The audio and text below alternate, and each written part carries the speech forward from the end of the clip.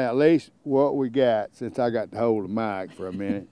Now you notice I've already got it, to save time, I've already got it on. Now, what kind of horses are these? Exmoors. Exmoors. Okay, we got two. These are teams. That's the reason I got the other one, because they don't like to be separated. That way, if you're teaching a team, you got to have them pretty fairly close together, because they're going to be pulling a wagon. They're used to being together, so we're going to use it that way. Okay, now the first thing I did, I got the hobble. Let's walk out the rope. Go ahead and turn him loose and let him try to walk off. And you don't want to try to hold it to begin with. Now what I'm going to do is just step on it. He's going to the hay. All right, now I'm going to try to lead him off a little bit. And I'm not going to try to hold it in the beginning. Go ahead and lead him away from hay just a little bit. And I'm going to try to keep him away from it a little bit. See, and I'm just pulling the rope a little bit. Now, let's try to hold it a little bit.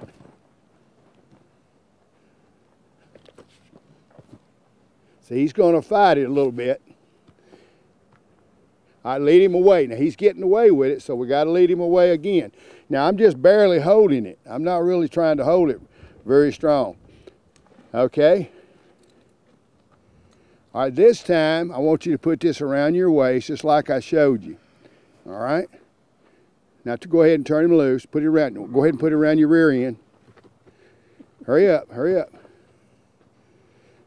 There you go. Now, back up, where he can't get to his hay. Oh. Now, now hold him right there.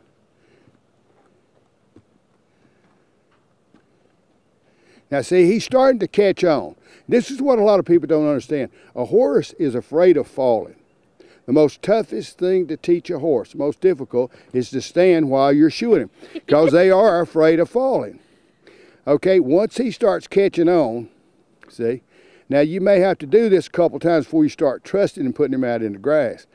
And you just keep working with him until, and you notice you've got that, we don't have our gloves, that's the reason I was trying to help you. Yeah. It's best to have a pair of gloves, because some horses are not real, these horses are trained to pull wagons, they're not trained for this. So he's going to try us a little bit.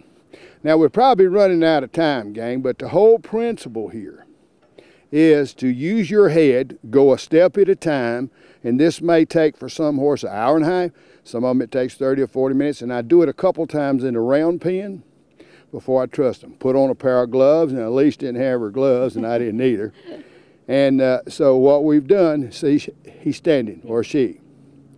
All right, and what kind of horses are these? Exmoors. Now, you might want to look that up, gang. Rare horse. But anyway, I won't get into that, but you can see, now he's going to try again. Now, he's going to try you a little bit. See how your body gives? See, that's the whole idea. That way you don't injure the horse. Right. That's the purpose of doing it this way, is the ropes around your rear end, and then if he goes too hard, then you just turn loose and your gloves just slip through your hands. And so he is starting to learn. Now, once or twice in here, I wouldn't be afraid to stake him out. Yeah.